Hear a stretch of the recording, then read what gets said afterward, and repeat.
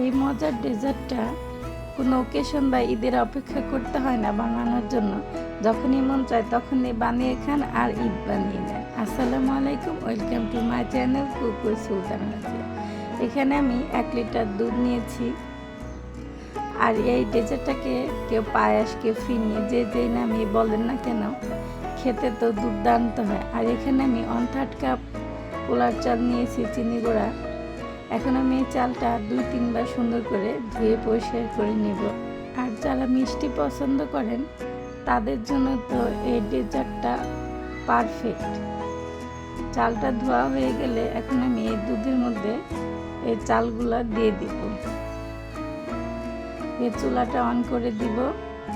বলক না আসা পর্যন্ত 5 মিনিট জাল করার পরে এভাবে বলক চলে আসছে আর চালগুলাও আস্তে আস্তে ফুটতে শুরু করছে। এভাবে রান্না করতে থাকবো যতক্ষণ না এই চালটা পুরোপুরিভাবে ফুটে না যাবে।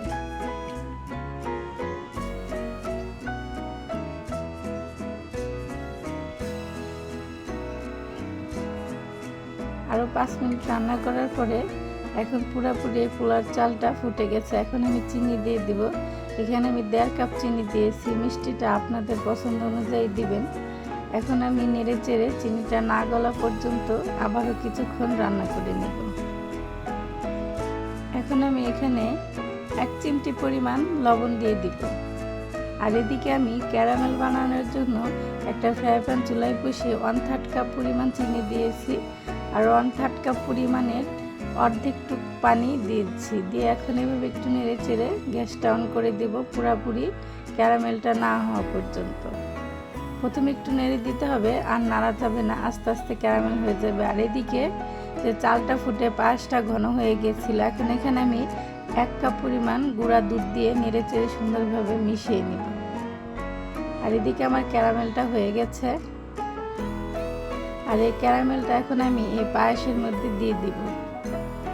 আর এই ক্যারামেলটা দেওয়াতে পায়েসের স্বাদটা হাজার হাজার গুণ বেড়ে যায় আর এতটা মজা হয়, মানে যারা মিষ্টি পছন্দ করেন তারা তো এই পায়েসের কথা ভুলতেই পারবেন, এতটা মজা হয়। এখন আমি এই ক্যারামেল দেওয়ার পরে নেড়ে চেড়ে পায়েসটা আবারও কিছুক্ষণ রান্না করে নেব।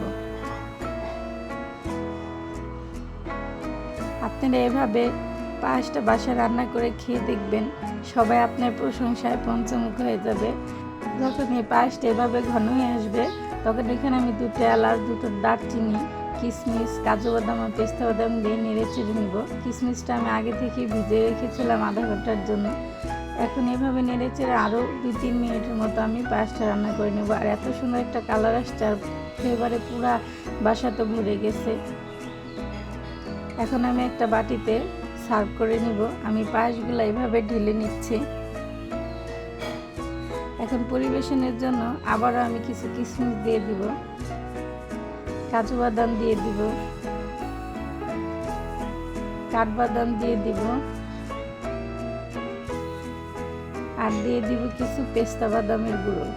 যারা আমার এই ভিডিওটি ইউটিউব থেকে দেখছেন ইউটিউব চ্যানেলটাকে সাবস্ক্রাইব করে দিবেন। আর যারা ফেসবুক থেকে দেখছেন ফেসবুক পেজটাকে ফলো করে দিবেন। আর লাইক, কমেন্ট, শেয়ার করে পাশে থাকবেন।